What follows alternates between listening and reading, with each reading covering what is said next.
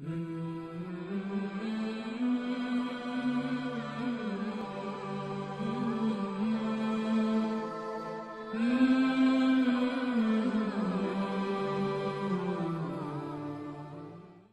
و نصلی علی رسولہ الکریم، اما بعد فاعوذ باللہ من الشیطان الرجیم، بسم اللہ الرحمن الرحیم۔ آپ دیکھ رہے ہیں خلاصہ قرآن کے سلسلے میں ہمارا سلسلہ انوار قرآن۔ اس سلسلے میں 11ویں پارے کا خلاصہ سماعت کرنے کی سعادت حاصل کریں گے۔ الحمدللہ اس پارے کا نام یعتذرون ہے اور یہ کل 150 آیات بینات پر مشتمل ہے، اور اس کے 3 حصے ہیں۔ پہلا حصہ سورہ توبہ کی بقیہ 32 آیات بینات پر اور سورہ یونس 1 سے 109 تک، پھر اس سورہ ہود کی ابتدائی 5 آیات بینات اس میں موجود ہیں۔ سورہ توبہ کے بقیہ حصے میں جو مضامین ذکر ہوئے ان میں مختصر فہرست سماعت کیجیے گا۔ منافقوں کی مذمت کی گئی، 3 گوار قسم کے لوگوں کا ذکر کیا گیا، سابقین اولین اصحاب رسول کا ذکر ہے، اور مسجد درار اور مسجد قباء کے بارے میں بتایا گیا۔ اللہ مومنوں کی جانوں کا خریدار ہے، مومنوں کی صفات کا تذکرہ کیا گیا، اور مشرکوں کے لیے دعائے مغفرت کا حکم۔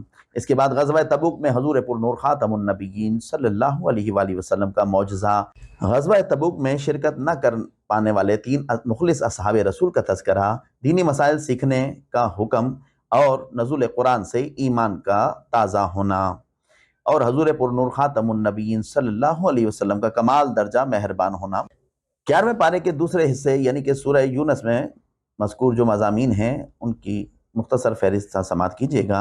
حضور پر نور خاتم النبیین صلی اللہ علیہ وسلم کی نبوت پر اعتراض و جواب، دلائل توحید دیے گئے، مرنے کے بعد دوبارہ زندہ ہونا۔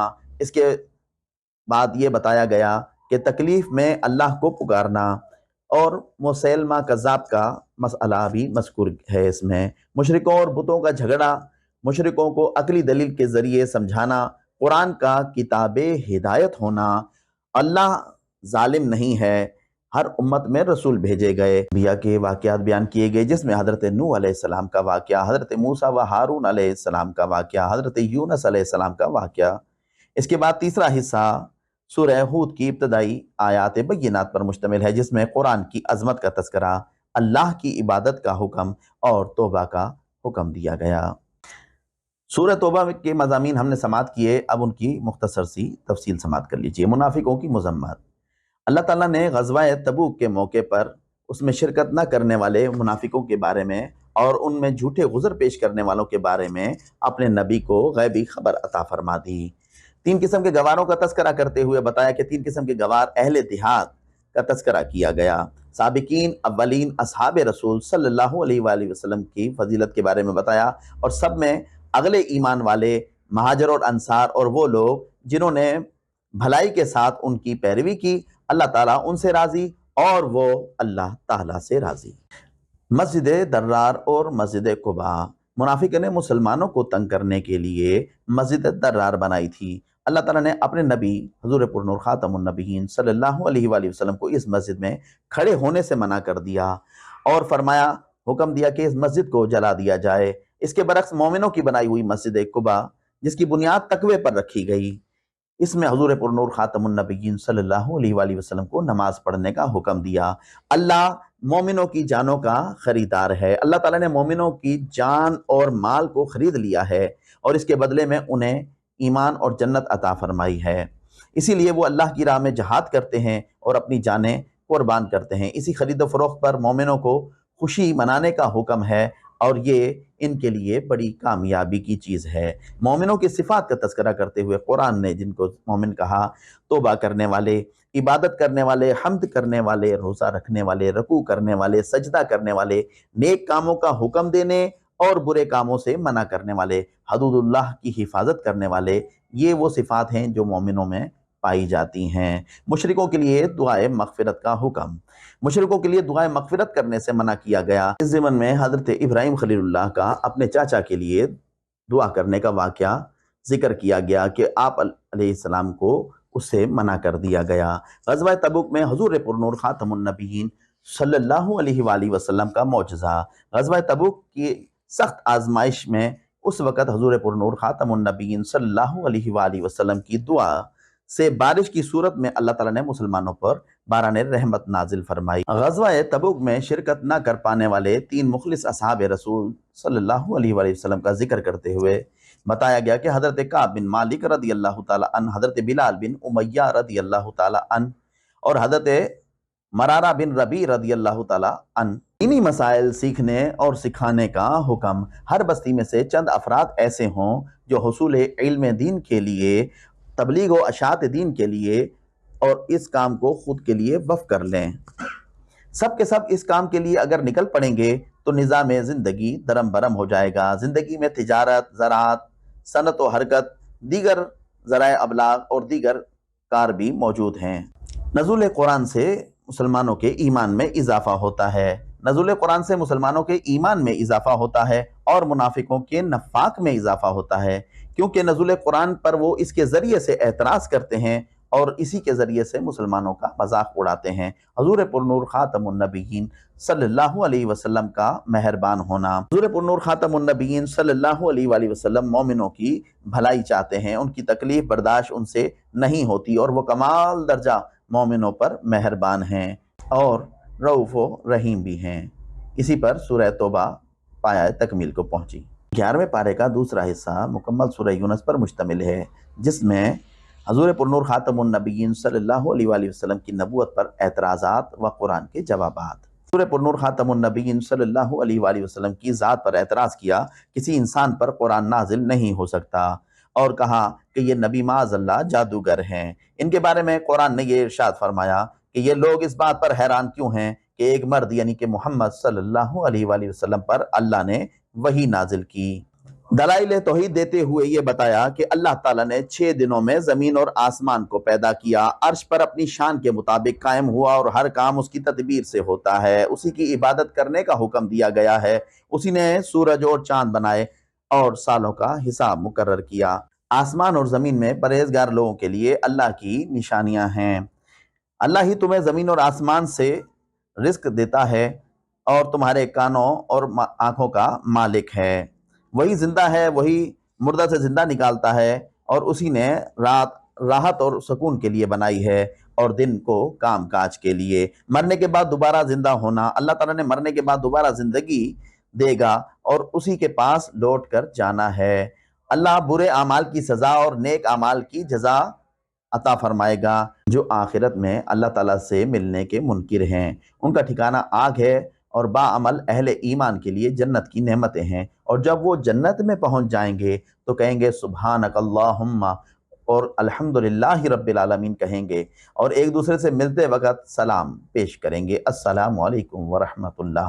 تکلیف میں اللہ کو پکارنا، جب انسان کو کوئی تکلیف پہنچتی ہے تو وہ اللہ سے گڑ گڑا کر دعائیں کرتا ہے، جب اللہ تعالیٰ اس کی وہ تکلیف دور کر دیتا ہے تو وہ ایسے ہو جاتا ہے جیسے اس نے کبھی اللہ کو پکارا ہی نہیں۔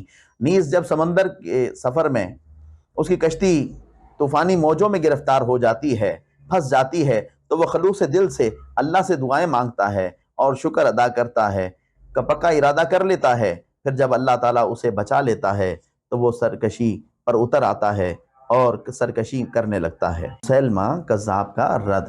حضور پرنور خاتم النبیین صلی اللہ علیہ وسلم کے دور میں مسیلمہ کذاب تھا، اس کا رد کیا گیا۔ انسانی زندگی کی امثال پیش کرتے ہوئے قرآن نے بتایا، جیسے کاشتکاری کے وقت کھیتی ہری بھری ہو جاتی ہے، پھر وہ کٹنے کے بعد اجڑ جاتی ہے، ایسے ہی جوانی میں انسان کی زندگی ہری بھری ہوتی ہے اور سبز ہوتی ہے، اور بڑھاپے میں یہ کھیتی ختم ہو جاتی ہے۔ مشرکوں اور بتوں کا آپس میں جھگڑا۔ قیامت کے دن مشرکوں اور ان کے بتوں کا آمنا سامنا جب کروایا جائے گا تو بت ان سے کہیں گے، ہم اس بات سے بے خبر تھے کہ تم ہمیں پوچھتے تھے، نہ ہماری آنکھ تھی کہ جس سے ہم تمہیں دیکھتے، نہ ہمارے کان تھے جس سے ہم تمہاری پکار سنتے، اور ہمارے پاس نہ تو عقل تھی نہ فہم تھا، اللہ پاک اس بات پر گواہ ہے۔ مشرکوں کو عقلی دلیل سے سمجھانا۔ مشرکوں کو عقلی دلیل سے سمجھایا کہ تمہارے بت کسی بھی چیز کو پیدا نہیں کر سکتے، یہ کسی کو مرنے کے بعد دوبارہ زندگی نہیں دے سکتے۔ کیا وہ تمہیں رائے حق دکھا سکتے ہیں؟ نہیں، ہرگز نہیں دکھا سکتے۔ یہ سب اللہ تعالیٰ کا ہی کام ہے، اسی لیے صرف اللہ تبارک و تعالیٰ کا حکم ماننا چاہیے، اسی کی خالص عبادت کرنی چاہیے۔ قرآن کا کتاب ہدایت ہونا۔ قرآن مجید فرقان حمید کا کتاب ہدایت ہونا اس لیے بھی ہے کہ اسے اللہ تبارک و تعالی نے نازل کیا اور یہ پچھلی کتابوں کی تصدیق کرتی ہے۔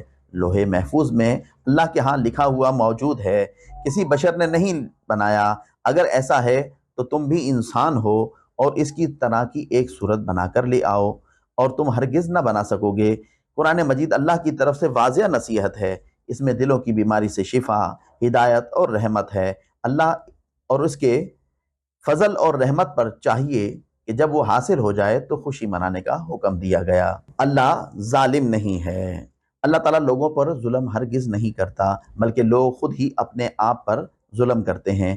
ہر امت میں رسول، ہر امت کے لیے ایک رسول مبعوث فرمایا گیا۔ ہر امت کے لیے نافرمانوں پر عذاب نازل ہونے کے لیے ایک وقت مقرر کیا ہے۔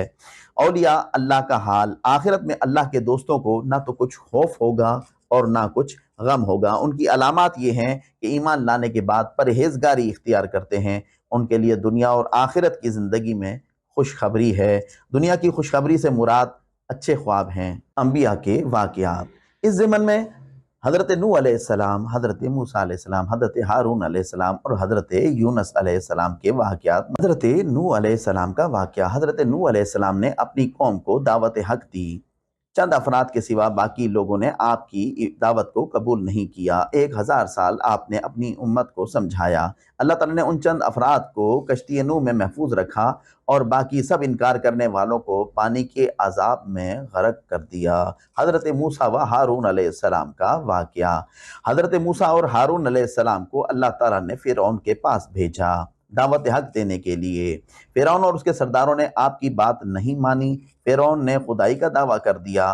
حضرت موسیٰ علیہ السلام کو جادوگر کہا اور ان کے مقابلے کے لیے جادوگروں کو بلایا۔ جادوگر حضرت موسیٰ علیہ السلام کا معجزہ دیکھ کر ایمان لے آئے۔ پھر اللہ تعالیٰ نے حضرت موسیٰ علیہ السلام و ہارون علیہ السلام کو حکم دیا کہ اپنی قوم کے لیے مصر میں گھر اور مسجدیں بنائیں، مسجدوں میں سب نمازیں ادا کریں۔ فرعون اور اس کے ماننے والے بنی اسرائیل کا پیچھا کرتے کرتے دریائے قلزم میں غرق کر دیے گئے۔ بنی اسرائیل کے لیے دریا میں 12 راستے بنا دیے گئے۔ حضرت یونس علیہ السلام کا واقعہ، حضرت یونس علیہ السلام کا نام قرآن نے 4 جگہ پر استعمال کیا ہے۔ اللہ تعالیٰ نے یونس علیہ السلام کو صاحب الحوت اور ذوالنون کے لقب سے یاد کیا۔ یہ دونوں کا معنی مچھلی والا کہیں ہیں۔ آپ علیہ السلام کو سمندر میں ایک بڑی مچھلی نے نگل لیا۔ یہ واقعہ سورہ صافات میں مذکور ہے، جبکہ سورہ یونس میں آپ علیہ السلام کی قوم کا عذاب کی نشانیوں کو دیکھ کر توبہ استغفار کرنا بتایا گیا۔ ساتھ ہی ان مضامین کے ساتھ سورہ یونس پایہ تکمیل کو پہنچی۔ 11ویں پارے کا تیسرا حصہ سورہ ہود کی ابتدائی 5 آیات پر مشتمل ہے، جس میں جو مضامین ذکر کیے گئے، قرآن کی عظمت، قرآن مجید کی آیات حکمت بھری ہیں اور یہ اللہ حلیم و خبیر نے ان کی تفصیل بیان کی ہے۔ قرآن اپنی آیات، معنی اور مضامین کے اعتبار سے محکم یعنی کہ واضح کتاب ہے۔ اس میں کسی بھی اعتبار سے فساد و خلل نہیں ہے اور نہ ہی اس میں کوئی تعارض اور نہ تناقض پایا جاتا ہے۔ قرآن کی محکم ہونے کی سب سے بڑی دلیل یہ ہے کہ اس کی تفصیل اور تشریح اس ذات نے کی ہے جو حلیم بھی ہے، حکیم بھی ہے، خبیر بھی ہے۔ اسی کا حکم کسی نہ کسی حکمت پر مبنی ہوتا ہے اور اس نے انسان کے ماضی، حال اور مستقبل، اس کی نفسیات، کمزوریوں اور ضروریات کا بخوبی اس کو علم ہے۔ نیز منکرین قرآن کو چیلنج کیا گیا کہ اگر واقعی ہی قرآن انسانی کاوشوں کا مجموعہ ہے تو تم بھی اس کی جیسی 10 آیات بینات بنا کر لے آؤ، اور تم ہرگز نہ لا سکو گے۔ اللہ کی عبادت کا حکم، اللہ تبارک و تعالیٰ عبادت کے لائق ہے، صرف اسی کی ذات ہے جس کی عبادت کی جائے، کیونکہ اس کے بندوں پر اس کا زیادہ حق ہے کہ اس نے سارے کائنات کو خلق کیا ہے، اسی لیے اس کی عبادت کی جائے۔ توبہ کا حکم، اللہ تعالیٰ کی بارگاہ میں توبہ و استغفار کرو گے تو وہ تمہیں زندگی سے اچھی طرح فائدہ اٹھانے کے مواقع عطا فرمائے گا۔ انہی مضامین کے ساتھ سورہ ہود پایہ تکمیل کو پہنچی اور 11واں پارہ بھی الحمدللہ پایہ تکمیل کو پہنچا۔ اللہ تعالیٰ کی توفیق خاص اور محض اس کے فضل و کرم سے اس پارے کا اجمالی خلاصہ مختصر ہم نے سماعت کیا۔ اللہ تعالیٰ کی بارگاہ میں دعا ہے کہ وہ انوار قرآن سے ہمارے قلوب کو منور فرمائے اور ہمیں اس سے نصیحت قبول کرنے کی ہمت، طاقت، قوت، توفیق عطا فرمائے۔ وما علینا الا البلاغ المبین۔